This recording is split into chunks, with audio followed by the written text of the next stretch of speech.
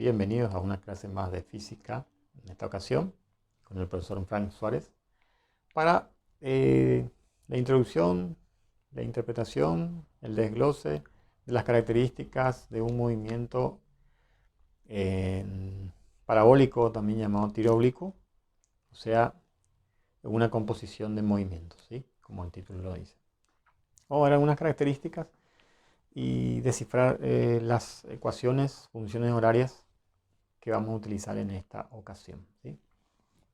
Bueno, un ejemplo o varios ejemplos de este tipo de lanzamientos de tiro oblicuo podría ser un balón, el cual es chutado por un jugador, chutado o pateado, o por el arquero mismo que saca del arco, ¿sí? Tiene un movimiento parabólico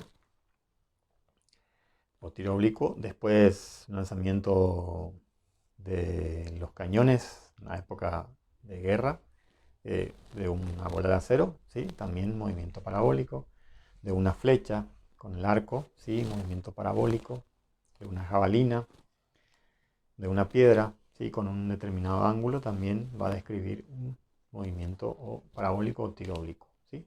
Las características fundamentales de este tipo de movimientos son que son lanzados con una velocidad inicial distinta de cero y en un ángulo determinado, con un ángulo de dirección determinado, ¿sí? Que aquí voy a señalar esto con el color negro. Vamos a llamarlo alfa, ¿sí? La letra griega, para indicar un ángulo determinado en este caso. Creo que el gráfico es un poquito pequeño, me quedó, pero con lo que voy indicando y voy enunciando, creo que va a ser suficiente. Bueno, a partir de esa característica fundamental, una velocidad de lanzamiento distinta de cero con un ángulo de inclinación determinado, podemos tener la trayectoria parabólica como indica estas líneas de trazo en color negro, ¿sí? Eso sería la trayectoria o el cambio de las posiciones en un intervalo de tiempo determinado de un proyectil o un objeto.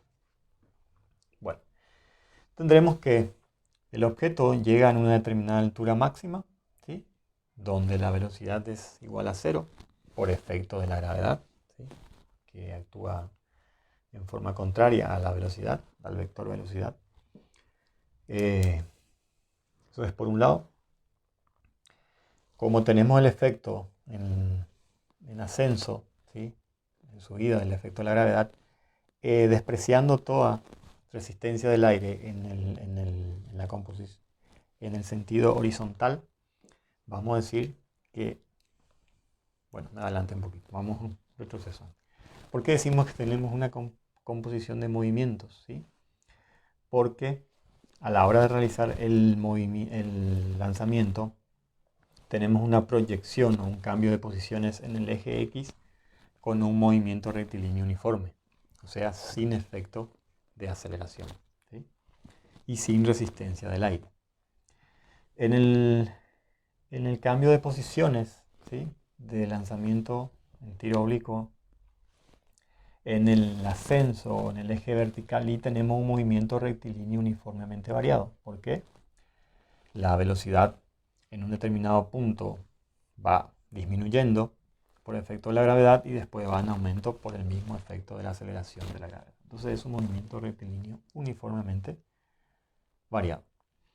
Entonces tenemos una composición de movimientos. Sobre el eje X, el transcurso del tiempo, la velocidad se mantiene constante, y en el eje vertical, el balón o el objeto que estemos lanzando va a tener una trayectoria hasta un determinado punto con altura máxima y después empieza a descender nuevamente por efecto de la gravedad, ¿sí?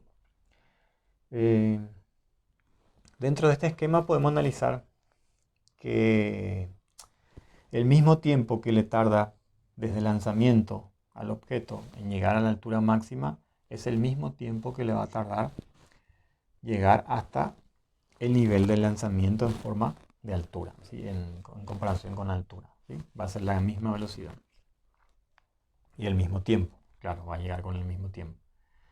Bueno, ese es por un lado. Después tenemos otra característica fundamental, que aquí determinamos a la velocidad de lanzamiento como un vector, como un vector. Bueno, indicamos a ese efecto y aquí lo voy a hacer. Claro, vamos a determinar primero en un plano cartesiano. Vamos a indicar, ¿sí?, el eje X y el eje Y. ¿Sí? Y la velocidad de lanzamiento desde un punto de origen. Vamos a suponer este sería el vector lanzamiento de la velocidad. Muy bien. Como ven aquí, es tangente a la trayectoria, sea en cada punto de la trayectoria, la velocidad instantánea en ese punto lo indicamos con un vector y indicaría la velocidad instantánea en ese punto de la trayectoria del objeto. ¿Sí?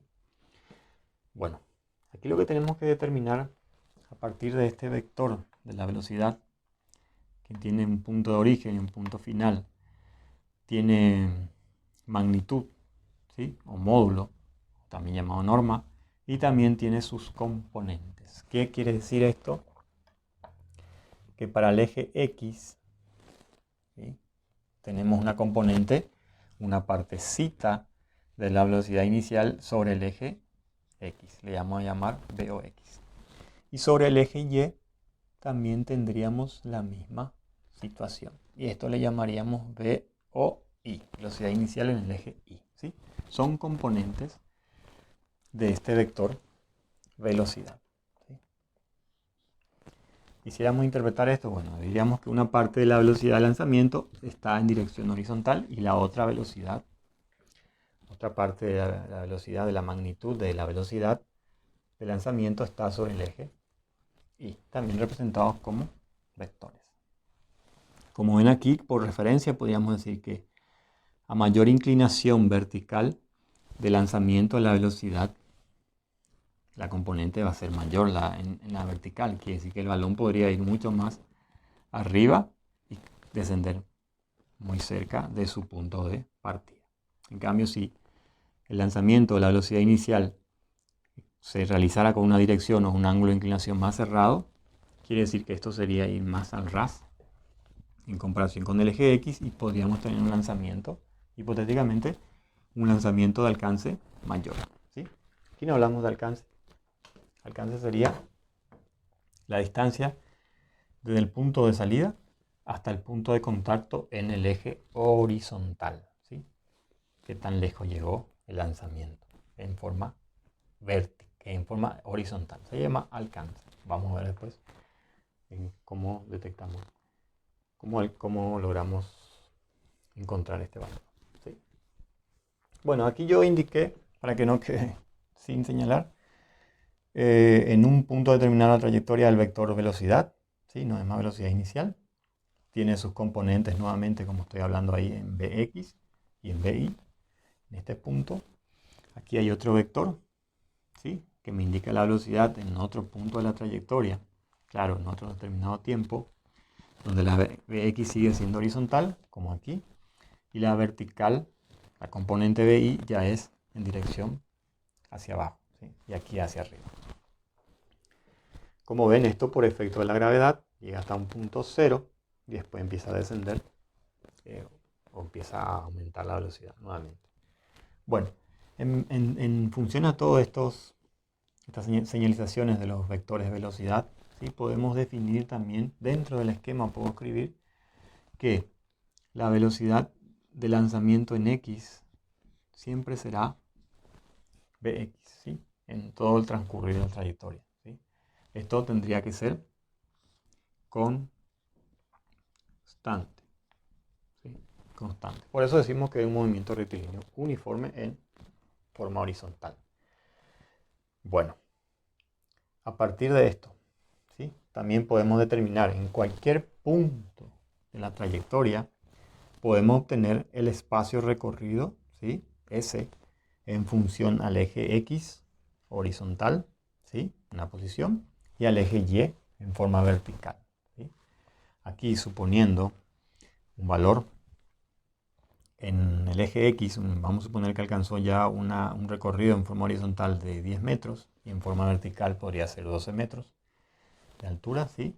Entonces tendríamos dos composiciones de dos puntos diferentes en comparación a el X, ¿sí? O al avance en forma horizontal o a la subida del objeto en forma vertical, ¿sí? Muy bien, esto sería todo. Dijimos nuevamente que el vector velocidad es tangente a la trayectoria, ¿sí? Es un punto de contacto en la trayectoria. Bueno, ¿cómo obtenemos estas componentes verticales? ¿Sí? VOX y VOY. Por la resolución o la relación de los lados, ¿sí? De un triángulo rectángulo, o sea, relaciones trigonométricas. Si pudiéramos trazar, ¿sí? Y formar un triángulo rectángulo, esto sería VOY. Misma magnitud también. Sería VOY también. Y esto sería VOX. Aquí tenemos conformado un triángulo rectángulo. En función de las relaciones de estos lados y relación del ángulo en cuestión, el ángulo agudo, un ángulo, este sería el ángulo de lanzamiento que está indicado acá, podíamos detectar o podíamos descifrar las formulitas para el cálculo de estas componentes rectangulares. ¿Sí? Bueno, atendiendo al triángulo rectángulo que se formó aquí, ¿sí?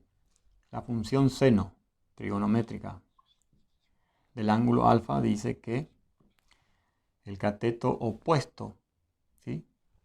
POI en este caso, para este triángulo particular, va a ser, o sea, es igual a VOI dividido el vector velocidad inicial, en este caso. ¿Sí?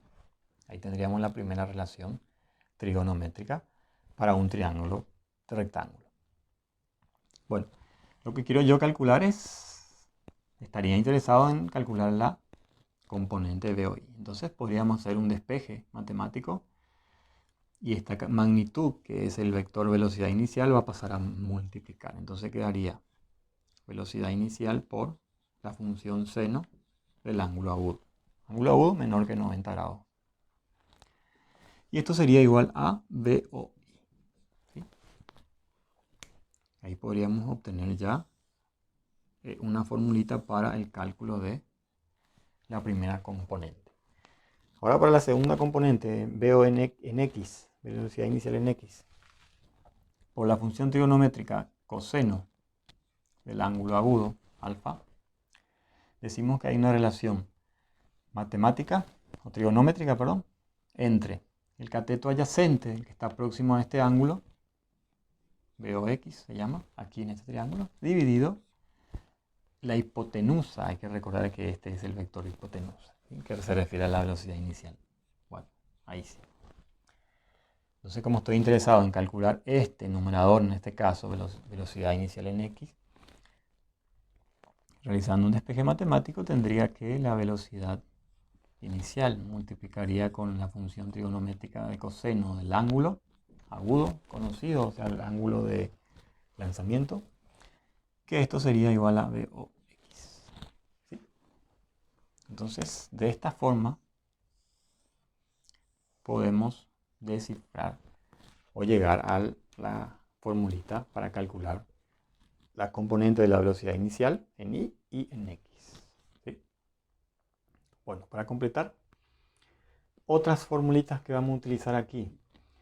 Claro, estaríamos interesados en calcular el espacio recorrido en un determinado tiempo y la velocidad también en un determinado tiempo, ya sea en el eje X o en el eje Y. Para el eje X, ¿sí? Voy a ver si puedo separar esto. Bueno, eje X. ¿Sí? Tengo para la función del área de la velocidad, acá tengo que decir que la velocidad de OX es igual a BX en todo el trayecto, ¿sí? Es igual. Función de la velocidad. Entonces, y esto es constante.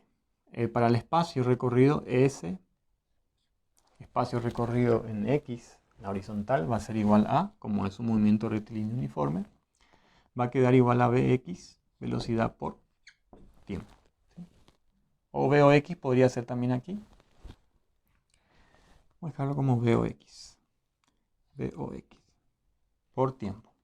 ¿Sí? Tendríamos el espacio recorrido. Para el eje Y,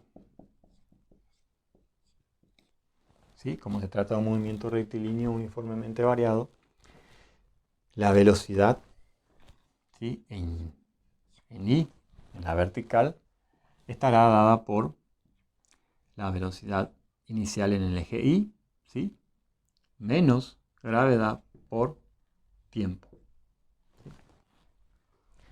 ¿Por qué menos? Porque el efecto hasta este transcurrir del tiempo es efecto de la gravedad en forma negativa. ¿Sí? Entonces tendríamos que utilizar la gravedad en forma negativa.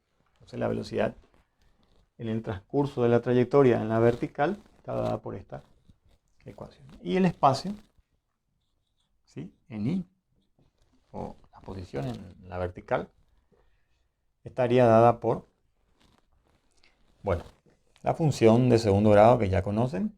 En este caso dejaremos de prescindir del espacio inicial, porque acá el espacio inicial en el lanzamiento será casi siempre cero. ¿Sí? Se está lanzando y se está acumulando, se van a empezar a acumular los espacios recorridos en una unidad de tiempo. Entonces, el espacio inicial quedaría sin efecto. Entonces quedaría velocidad inicial en I por tiempo menos un medio de la gravedad, menos referente a la gravedad, que actúa en forma contraria al vector velocidad inicial, por tiempo al cuadrado. Ahí podríamos también recurrir a la ecuación de Torricelli, pero eso ya en un caso excepcional. Aquí tenemos todas las ecuaciones de función horaria, de la velocidad, de la posición en el eje X y así también con respecto al eje Y. Y acá tenemos para calcular los vectores o las componentes rectangulares de la velocidad de lanzamiento en un tiro oblicuo. ¿Sí? Esto es todo, esta es la introducción.